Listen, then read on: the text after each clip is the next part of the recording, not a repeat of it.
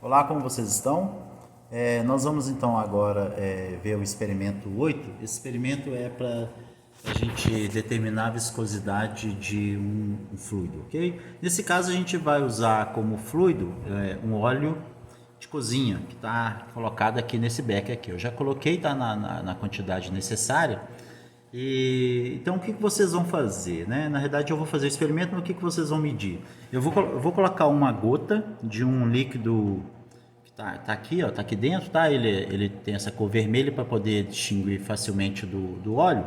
Essa gota ela vai descer através desse óleo e a partir ela chega com a velocidade máxima, que eu vou deixar ela cair aqui, né, com uma certa altura, e a velocidade vai diminuindo até chegar à velocidade que a gente chama terminal. É uma velocidade constante com que ele vai se mover ao longo dessa trajetória aqui até embaixo, certo?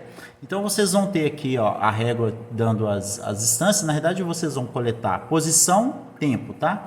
E o tempo vocês vão usar o tempo do próprio vídeo, que aí fica fácil. Vocês param o vídeo, vocês vão ter o zero, né?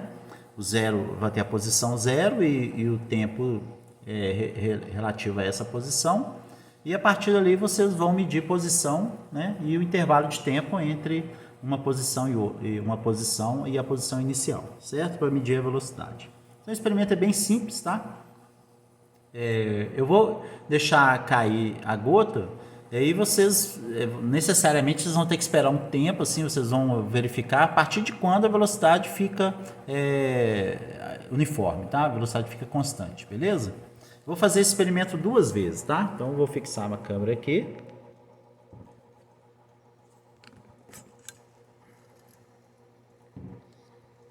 O material, como eu já disse, que a gente está usando é o óleo que está aqui dentro desse o becker, né? O óleo que está dentro desse becker, essa régua aqui milimetrada, e como cronômetro a gente vai usar o tempo do vídeo, ok? E além disso a gota que eu vou tirar daqui, ó, tá? Então beleza, então eu vou já iniciar a primeira, certo?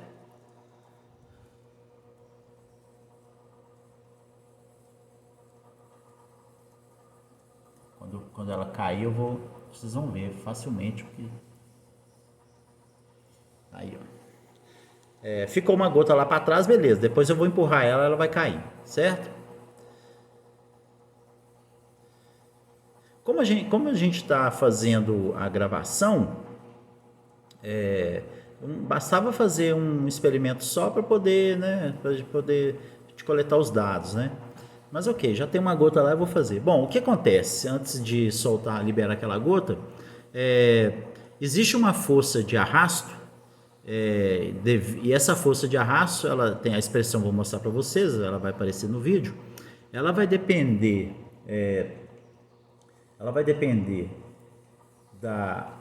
do raio da esfera. Então o raio também vocês vão ter que medir. Aí como é que vocês fazem? Parem o vídeo, compara ali, né, qual que é o diâmetro da gota. Vocês podem comparar em várias posições, tira uma média, tá? Então vai depender, essa força depende do raio, depende da viscosidade, né? E isso depende do meio, né? Porque a viscosidade é para um determinado meio, e depende da velocidade linearmente, tá? Se a velocidade é muito grande, a expressão da força de arrasto, né? A força viscosa, ela muda, tá? Ela passa a ter ela muda com a velocidade ao quadrado, ok? A expressão é outra, tá? Mas como a velocidade aqui é baixa, ela é linearmente com a velocidade. E aí, quais são as forças que estão atuando, né? Então tá lá a gota lá parada, né? Como ela já está quase completamente mergulhada no fluido, né, no óleo, então se a gente tem o peso, né, o peso é uma força aqui para baixo, o empuxo, que é uma força para cima, né, e a partir do momento que ela começar a se movimentar, vai ter a força viscosa, a força de arrasto, que é uma força também contrária ao movimento, é uma força de arrasto, né, ela é contrária ao movimento, então ela é para cima. Então vai ter duas forças para cima, que é o empuxo e o arrasto, né, a força viscosa, e a força peso para baixo, ok? Aí vocês vão ter que resolver a expressão para essas forças.